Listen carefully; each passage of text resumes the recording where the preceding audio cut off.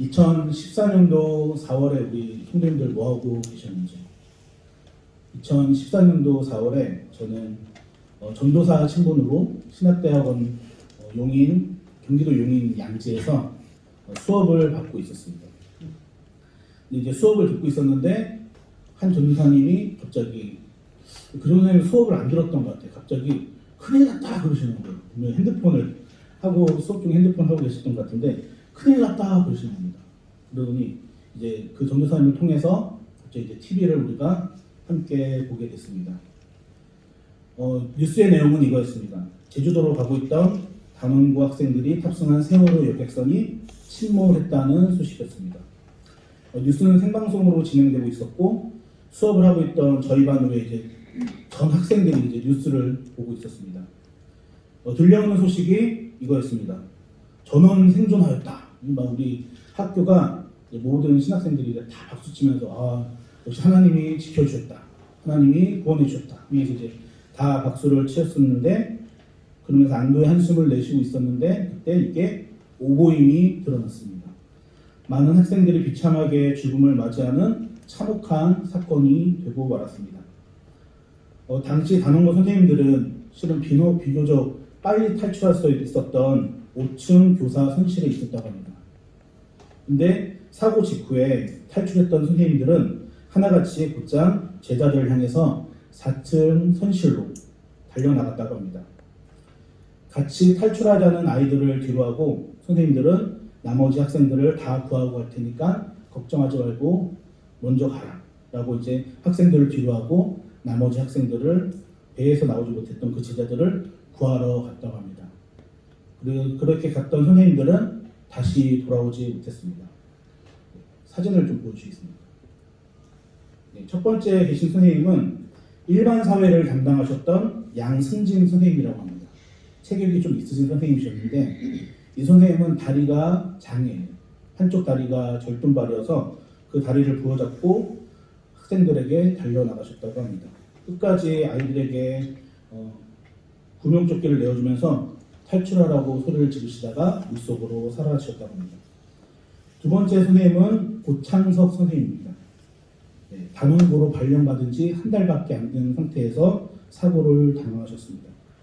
끝까지 제자들을 향해서 배에 탈출하라고 목이 터져라 소리를 외치시며 분주히 객실 곳곳을 뛰어다니셨다고 합니다.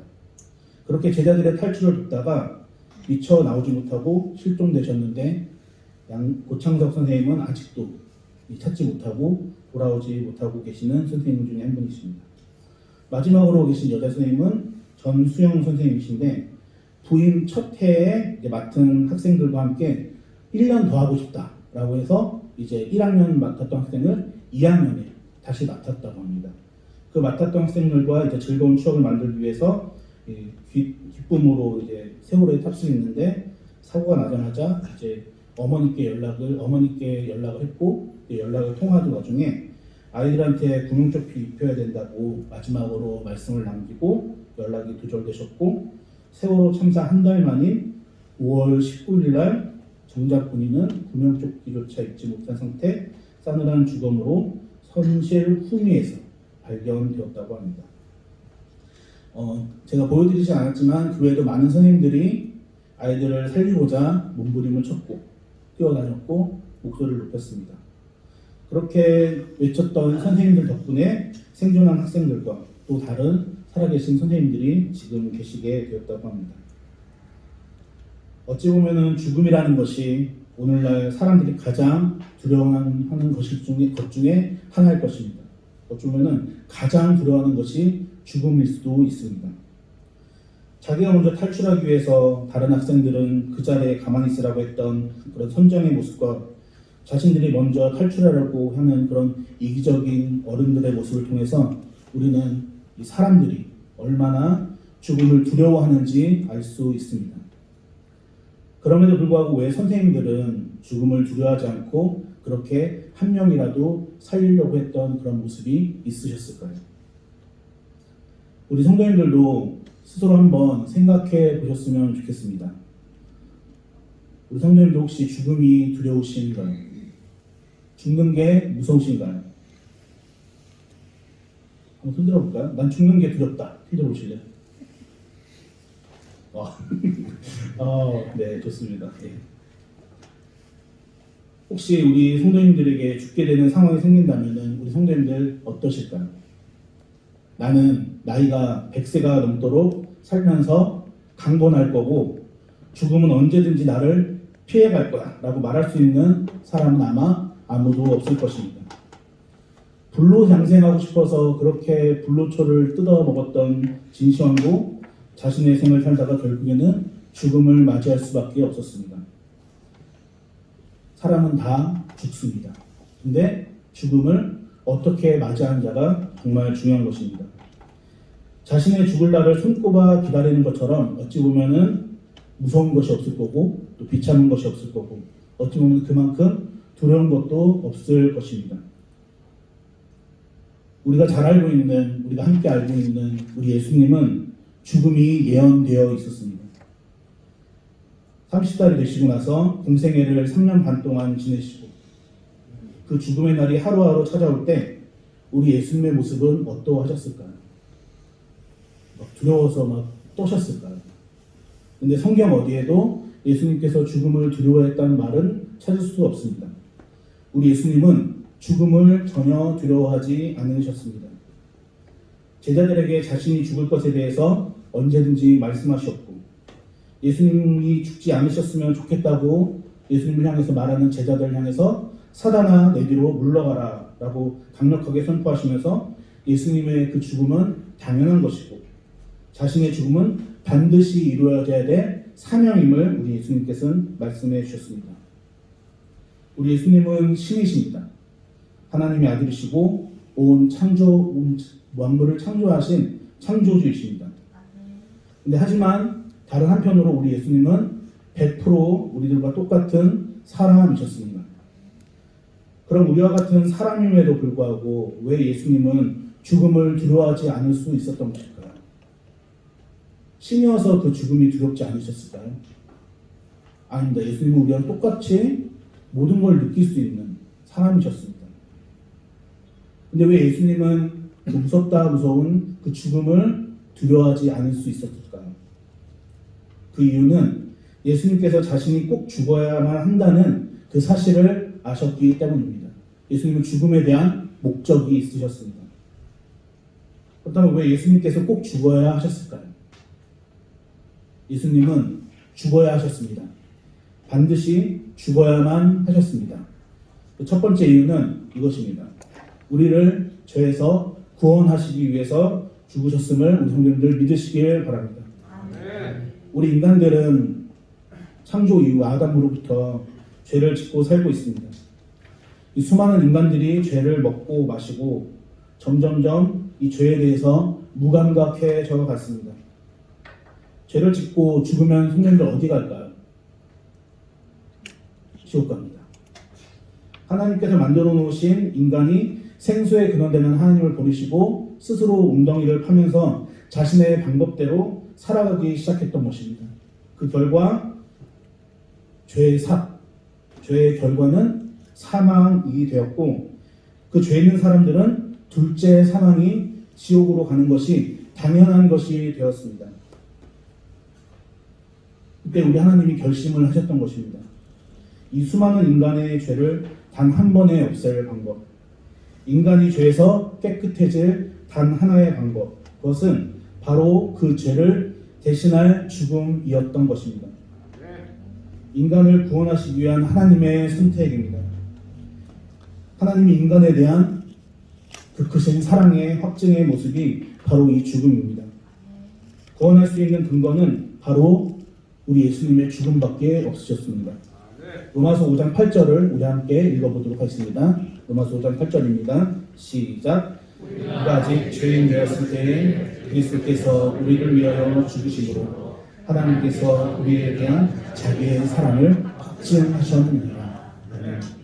이스라엘 사람들은 죄를 지으면 그 죄를 지은 사람이 자신의 죄를 대신할 소나 양을 가지고 제사장에게 가서 자신의 죄를 씻기를 바랬습니다. 그러면 제사장은 가져온 그 소나 양을 가지고 그 짐승에게 죄를 전가시킵니다. 그렇게 짐승을 잡음으로 제사를 드리며 죄를 용서하는 대속의 제사를 가졌습니다. 이 사랑하는 성도 여러분, 우리 예수님께서 그 죄를 대속할 대속의 제물이 되심을 우리 성도님들 믿을 수 있기를 간절히 바랍니다. 우리 예수님께서 친히 대속물이 되어 주셨습니다. 그래서 우리는 죄가 없이 하기 위해서 우리를 대신해서 죽으시는 그 방법에 우리 예수님께서 참여하시게 되시는 것입니다. 그 죽음의 방법은 가히 비참할 만한 십자가 처형이었습니다. 예수님께서는 십자가에 오전 9시에 매달리셔서 오후 3시에 숨을 거두셨습니다. 원래 십자가에 사람을 이렇게 매달아 놓으면은 3일간은 거의 죽지 않는다고 합니다. 3일 정도 매달려 있다가 이후에 돼서 이제 그 안팎으로 죽는다고 하는데, 예수님께서 6시간 만에 숨을 거두셨다는 것은 그만큼 물과 피가 다 쏟아진 상태로 탈진과 심장에 마비가 와서 죽었다고, 그렇게 죽음이 빠르게 진행되었다는 것입니다. 사랑하는 성도 여러분, 그 십자가 위에서 예수님께서 우리 성도님들 때문에 죽으셨음을 믿을 수 있기를 간절히 바랍니다. 내 죄 때문에 죽으셨음을 믿으시기 바랍니다. 오늘도 우리가 지었던 그 수많은 죄들을 한 번에 해결하시기 위해서, 과거에도 지었고 앞으로도 지을 수밖에 없는 그 수많은 죄들을 흰눈보다 더 깨끗하게 하시기 위해서, 양털보다도 더 깨끗하게 하시기 위해서 예수님께서 십자가에서 우리를 대신해서 비참하게 죽으셨다는 것입니다. 그것이 바로 우리를 향하신 하나님의 사랑인 것입니다. 사랑하는 제자들이 비참하게 죽어가는 것을 보지 못했던 그 세월호 선생님들이 그렇게 끝까지 제자들을 살려고 했던 이유가 무엇이었을까요? 바로 그 제자들을 향했던 사랑이 있었기 때문입니다. 우리를 구원하시려고 하나님께서는 자신의 사랑하는 아들과 아들을 이 비참한 땅으로 보내셔서 제물이 되게 하셨습니다. 그런데 더 놀라운 것은 하나님의 그 명령에, 하나님의 그 의견에 우리 예수님께서는 조금도 저항하지 않으시고 본인도 똑같은 신이시면서 하나님의 순정의 모습으로 이 땅에 오셔서 죽으심으로 그 사명을 완성하셨던 것을 우리 성도님들 꼭 기억하실 수 있기를 간절히 바랍니다. 그렇게 예수님은 죽음을 두려워하지 않고 죽으실 수 있으셨습니다.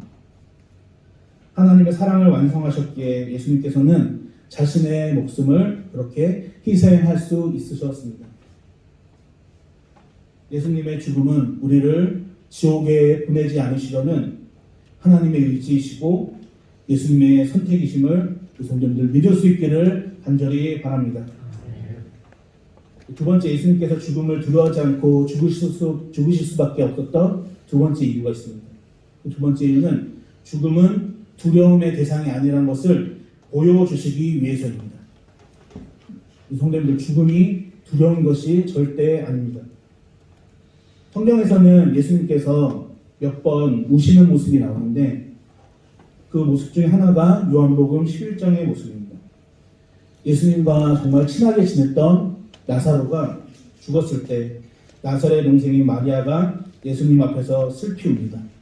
그리고 함께 온 유대인들도 우는 것을 보시고 예수님께서는 심령의 비통함을 느끼시고 불쌍히 여기시니 우는 모습이 있습니다. 우리 같이 저 한 절, 여러분들 한 절 교독으로 한번 읽어보겠습니다. 32절입니다. 마리아가 예수 계신 곳에 가서 배웠고 그 발 아래 엎드려 이르되 주께서 여기 계셨더라면 내 오라비가 죽지 아니하였겠나이다 하더라.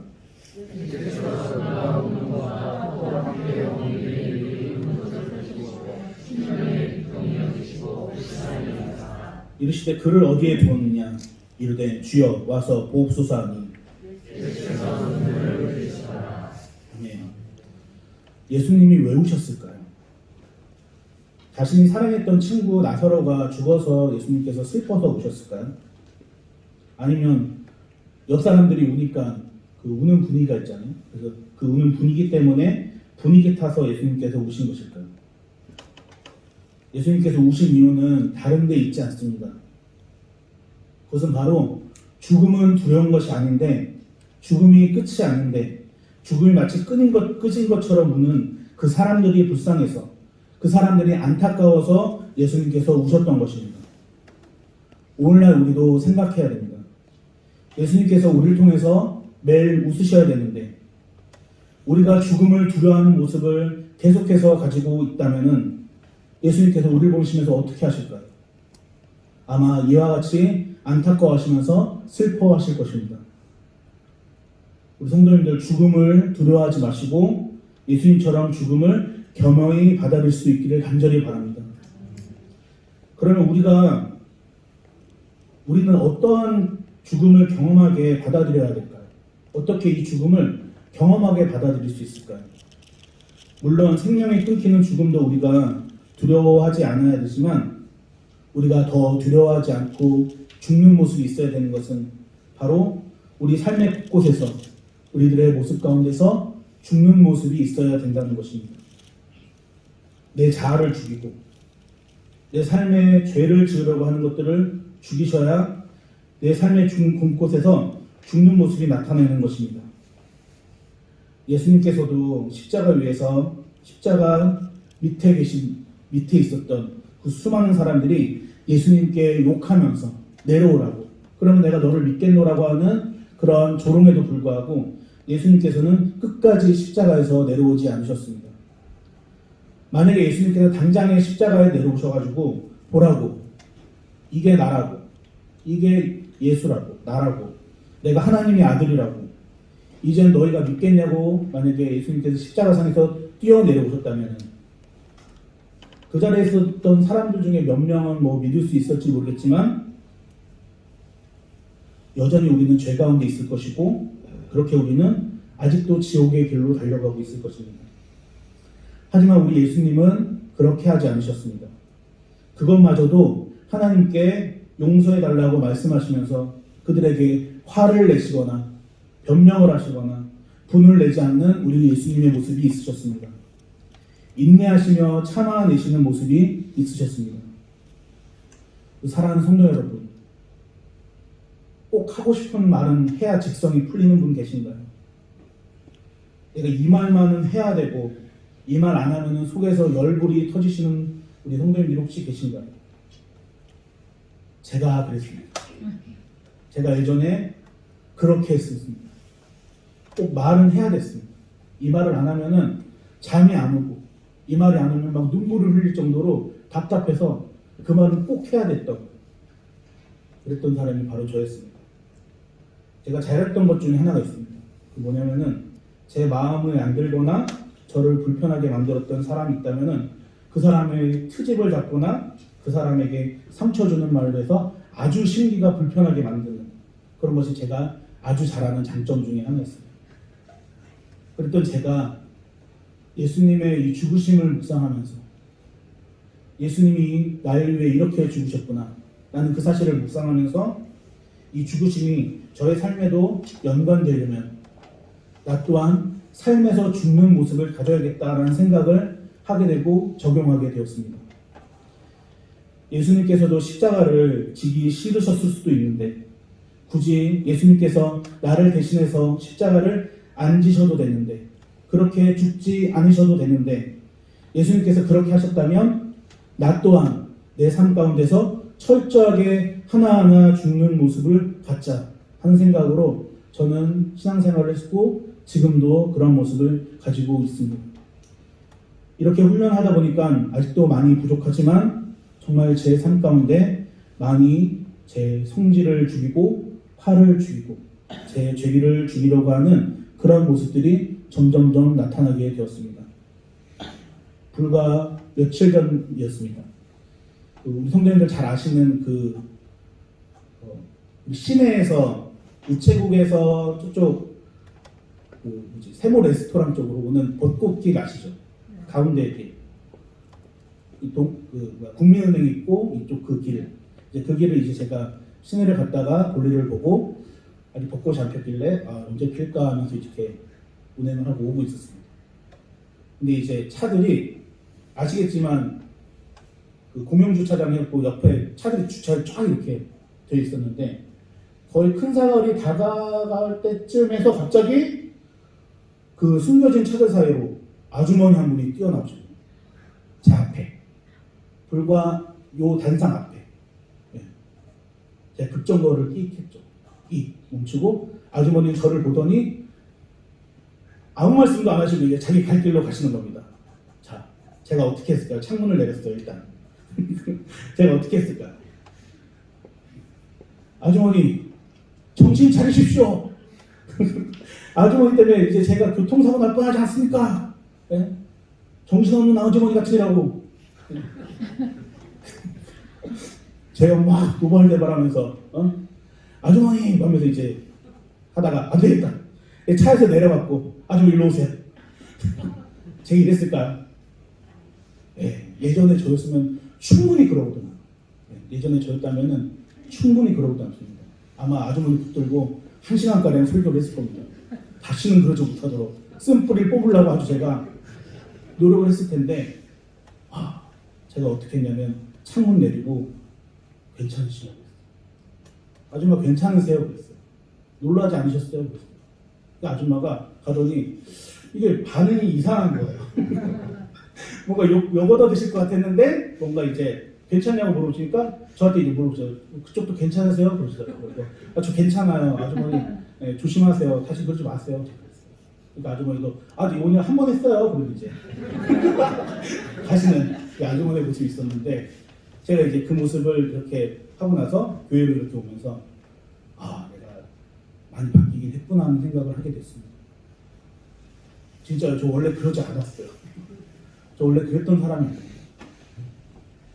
정말 이 화가 불같았고 오죽했으면 제 아내랑 이렇게 연애할 때도 화가 난다고 대학로에다가 아내를 놓고 차 타고 왔어요. 그러다가 이제 이거 큰일 났다. 중간에 이제 오다가 정신 차려갖고 다시 아내를 데리러 가고 막 그랬었는데 이 정도로 성질이 불같았던 사람이었습니다. 성도 여러분, 예수님께서 우리를 위해 죽으신 그 죽음이 헛되지 않게 해야 할 것입니다. 십자가에서 그 죽음이 여러분들 삶 가운데 깊이 박히시려면 사랑하는 성도 여러분, 삶의 여러 상황 가운데서 죽는 여러분들의 모습이 있기를 간절히 바랍니다. 화가 나도 화를 죽이십시오. 남편이 화를 나게 한다. 어떻게 해야 될까요? 화를 죽이시길 바랍니다. 자식이 화나게 한다. 화를 내지 마십시오. 화낸다고 그게 해결될 게 아닙니다. 여러분, 쌍방간에 화가 날 뿐입니다. 내가 하고 싶은 말은 막 하고 싶어도 우리 성도님들 그 말을 꼭 참으실 수 있기를 간절히 바랍니다. 다른 사람 때문이 아니라 예수님 때문에 그렇게 했으면 좋겠습니다. 예수님 때문에 나도 그렇게 끝까지 한번 참아보자. 주님, 오늘도 내가 참습니다. 라고 하면서 주님과의 그런 이벤트들을 만드실 수 있는 우리 성도님들 되길 간절히 바랍니다. 그 예수님의 죽으심 때문에 삶의 곳곳에서 죽으시는 그 죽음을 경험하실 수 있는 귀한 성도님들 되실 수 있기를 간절히 바랍니다. 세 번째로 예수님께서 죽음을 두려워하지 않고 죽으실 수밖에 없었던 이유는 바로 이것입니다. 같이 한번 읽어볼까요? 시작. 죽어야 부활을 할 수 있기 때문입니다. 죽음 없는 부활은 있을 수 없습니다. 예수님께서 제자들에게 누누이 말씀하신 대로 예수님께서 부활하시려면 예수님께서는 죽으셔야 했던 것입니다. 우리 기독교에 있어서 가장 중요한 것이 바로 이 부활입니다. 부활은 너무 중요해서 제가 이 시간에 말씀드리면은 여러분들 30분 이후에 가셔야 돼요. 그래서 제가 오늘 부활에 대해서 말씀 안 드리고 이제 곧 있으면은 부활주일 다가오잖아요. 그때 이제 담임 목사님께 귀 들으시기 바랍니다. 우리 사랑하는 성도 여러분, 죽어야 부활의 모습으로 변화할 수 있습니다. 우리 여러분들 삶 가운데서 변화를 느끼고 싶으신 분이 계신가요? 가정의 변화, 직장의 변화, 여러분들이 속해 있는 곳에서 변화를 느끼고 싶으신가요? 무엇보다도 우리 성도님들 스스로가 더 예수님 믿는 사람으로 변화하는 부활의 모습을 경험하시고 싶으신가요? 그렇다면 다시 한 번 더 권해드립니다. 예수님처럼 죽을 수 있기를 간절히 바랍니다. 삶의 곳곳에서 여러분들 죽음으로 그 흔적을 만드실 수 있기를 간절히 바랍니다. 죽음에 대해서 애매하게 생각했던 예수님의 제자들에게 예수님께서는 12장 24절에 이렇게 말씀하십니다. 제가 읽겠습니다. 내가 진실로 진실로 너에게 이르노니 한 알의 밀이 땅에 떨어져 죽지 아니하면 한 알 그대로 있고 죽으면 많은 열매를 맺느니라. 예수님께서 한 알의 밀이 되셔서 죽으셨기 때문에 우리 같은 수많은 열매들을 맺히게 할 수 있으셨습니다. 우리들의 삶 속에서도 예수님처럼 하나의 밀로 죽는 삶을 사셔서 아름다운 열매를 맺으시는 우리 귀한 성도님들 되실 수 있기를 주님의 이름으로 간절히 소원합니다. 우리 이 시간 미랄이라는 찬양 같이 함께 부르시도록 하겠습니다.